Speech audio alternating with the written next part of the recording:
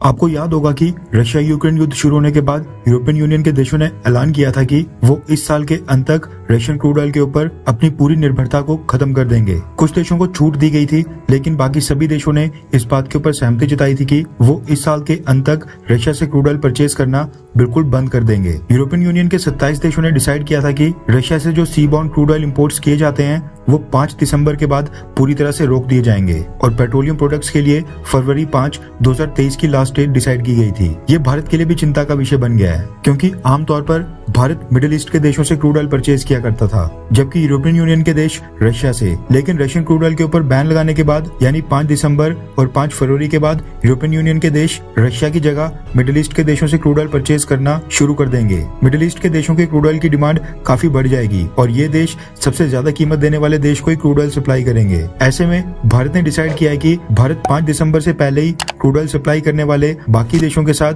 Crude oil की long term deal sign करेगा, जिसके लिए मिडिल ईस्ट के अलावा जो बाकी क्रूड ऑयल सप्लायर देश हैं उनको कांटेक्ट किया जा रहा है। अब इसमें रशिया हमारे लिए सबसे बेहतरीन ऑप्शन निकल कर आ रहा है, क्योंकि रशिया के पास 5 दिसंबर के बाद क्रूड ऑयल के बायर्स और भी ज्यादा कम हो जाएंगे। इसलिए खबर निकल कर आ रही है कि रशियन क्रूड ऑयल के ऊपर यूरोपियन यूनियन के पूरी तरह से बैन लगने से ठीक पहले भारत की रिफाइनरीज रशिया के साथ long term oil deal sign करने जा रही हैं। रिपोर्ट्स के मुताबिक भारत और रशिया के बीच लंबे समय के लिए लो कॉस्ट ऑयल कॉन्ट्रैक्ट की नेगोशिएशंस अभी भी चल रही हैं। भारतीय सरकार ने भारत की सभी रिफाइनरीज को इसके लिए छूट दे दी है। भारतीय सरकार चाहती है कि भारत की रिफाइनरीज रशिया के साथ एक लंबा कॉन्ट्रैक्ट साइन करें, जिसकी अवधि 6 महीने से लेकर 1 साल तक की हो, और इस कॉन्ट्रैक्ट के तहत भारत क्रूड ऑयल की एक क्वांटिटी निर्धारित करके रशिया को बताएगा और ये एक तरह से भारत की तरफ से रशिया को आश्वासन होगा कि हम किसी भी हाल में निर्धारित क्वांटिटी में रशियन क्रूड ऑयल परचेज करते रहेंगे, फिर चाहे कल को कोई भी सर्कमस्टांसेस क्यों ना पैदा हो जाएं। कल को रशिया यूक्रेन युद्ध का कोई भी परिणाम क्यों ना हो, भारत की रिफाइनरीज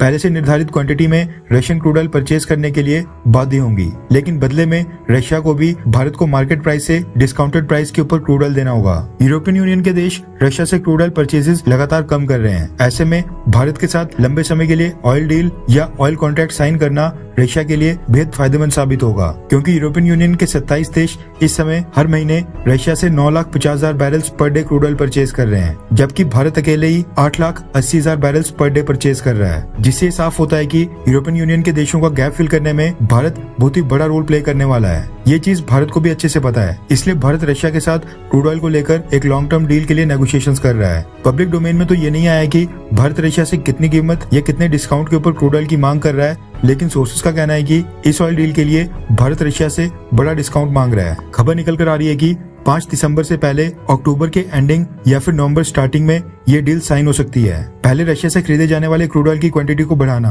और अब रशिया के साथ क्रूड ऑयल की डील को साइन करना, ये साफ दर्शाता है कि भारत इस समय किसी भी देश के दबाव में बिल्कुल नहीं आएगा, बल्कि हम अपने खुद के हित साधने का काम करेंगे। हालांकि भारत और रशिया के बीच जब ये क्रूड ऑयल की लॉन्ग टर्म डील साइन होगी तो अमेरिका, यूक्रेन और वेस्टर्न देश भारत की काफी आलोचना भी करेंगे। आपको क्या लगता है कि रशिया के साथ क्रूड ऑयल की लॉन्ग टर्म डील साइन करना क्या भारत के लिए सही कदम होगा, हाँ या फिर ना? नीचे कमेंट करके अपनी राय जरूर बताएं।